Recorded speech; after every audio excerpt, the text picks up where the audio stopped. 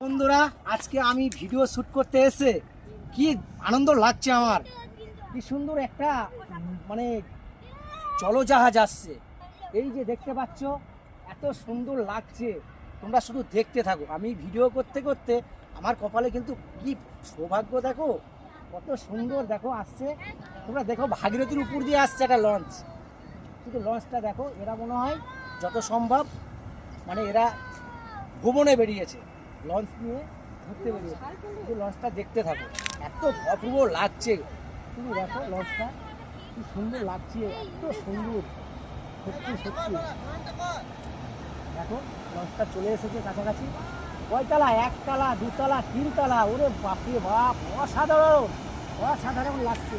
Tata, bye bye. অপূর্ব লাগছে।